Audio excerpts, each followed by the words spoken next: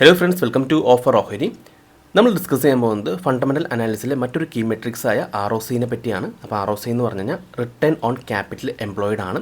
അപ്പോൾ ഇത് സൂചിപ്പിക്കുന്നത് എന്താണെന്ന് വെച്ച് കഴിഞ്ഞാൽ കമ്പനി അതിൻ്റെ ക്യാപിറ്റൽ യൂസ് ചെയ്ത് എത്രമാത്രം പ്രോഫിറ്റ് ജനറേറ്റ് ചെയ്തു എന്നാണ് സൂചിപ്പിക്കുന്നത്.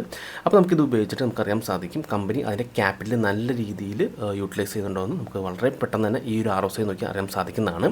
അപ്പോൾ നമ്മൾ ROCയുടെ കാൽക്കുലേഷൻ വരുന്നത് EBIT divide by capital employed into 100 ആണ്. എബിറ്റ് എന്ന് ഉദ്ദേശിക്കുന്നത് earning before interest and tax ആണ്. അപ്പോൾ ഹൈ ROC ആണെങ്കിൽ ആ ഒരു കമ്പനി അതിൻ്റെ ക്യാപിറ്റൽ നല്ല രീതിയിൽ യൂട്ടിലൈസ് ചെയ്ത് പ്രോഫിറ്റ് ജനറേറ്റ് ചെയ്യുന്നത് മനസ്സിലാക്കാം. ഇപ്പോൾ ROC ലോ ആണെങ്കിൽ ആ ഒരു കമ്പനി അതിൻ്റെ ക്യാപിറ്റൽ നല്ല രീതിയിൽ യൂട്ടിലൈസ് ചെയ്യുന്നില്ല എന്നാണ് സൂചിപ്പിക്കുന്നത്.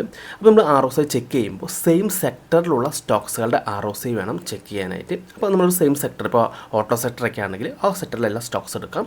അതിനുശേഷം ROC ചെക്ക് ചെയ്യാം. അതിൽ ഏറ്റവും കൂടുതൽ ROC ഉള്ള സ്റ്റോക്സുകൾ മാത്രം സെലക്ട് ചെയ്ത് ഇൻവെസ്റ്റ് ചെയ്യാൻ ശ്രമിക്കുക. കാരണം അത്തരം സ്റ്റോക്സുകൾ ഫ്യൂച്ചറിൽ നല്ല രീതിയിൽ പ്രോഫിറ്റ് ജനറേറ്റ് ചെയ്യാൻ ചാൻസ് ഉണ്ട്. ഓക്കെ, അപ്പോൾ ഇനി നിങ്ങൾ ഫണ്ടമെൻ്റൽ അനാലിസിസ് ചെയ്യുമ്പോൾ ഈ ഒരു ROCയും കൂടി ചെക്ക് ചെയ്യുന്നത് നല്ലതായിരിക്കും. ഇതിപ്പോൾ ഓട്ടോ സെക്ടറിലെ സ്റ്റോക്സുകളാണ്. അപ്പോൾ ഇവിടെ നമുക്ക് കാണാൻ സാധിക്കും ROC പെർസെൻറ്റേജ് കാണാൻ സാധിക്കും. അപ്പോൾ ടാറ്റ മോട്ടോഴ്സ് ഉണ്ട്, അശോക് ലേലൻഡ് ഉണ്ട്, ഫോഴ്സ് മോട്ടോഴ്സ് ഉണ്ട്. ഓക്കെ, അപ്പോൾ ഇത് നമ്മൾ ചെക്ക് ചെയ്യുമ്പോൾ ROC ഏറ്റവും കൂടുതലായിട്ട് നിൽക്കുന്നത് ഏതാണെന്ന് നോക്കാം. ഓക്കെ, അപ്പോൾ ഫോഴ്സ് മോട്ടോഴ്സിന് ROC കൂടുതലാണ്, 23.82 ഉണ്ട്. അപ്പോൾ നമുക്കൊന്നെങ്കിൽ ഫോഴ്സ് മോട്ടോഴ്സ് സെലക്ട് ചെയ്യാം.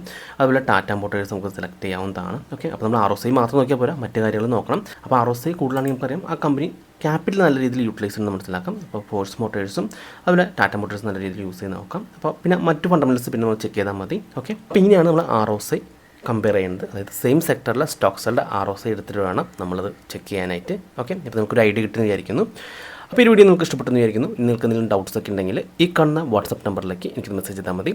അതുപോലെ തന്നെ നിങ്ങൾ ചാനൽ സബ്സ്ക്രൈബ് ചെയ്തിട്ടില്ലെങ്കിൽ സബ്സ്ക്രൈബ് ചെയ്യാൻ മറക്കരുത്. ഒരുപാട് നല്ല സ്ട്രാറ്റജീസ് വീഡിയോസ് ഞാൻ ചാനലിൽ അപ്ലോഡ് ചെയ്യുന്നതാണ്. മറ്റൊരു വീഡിയോയുമായി ഞാൻ വീണ്ടും അടുത്ത ദിവസം വരാം. അതുവരെ നന്ദി, നമസ്കാരം.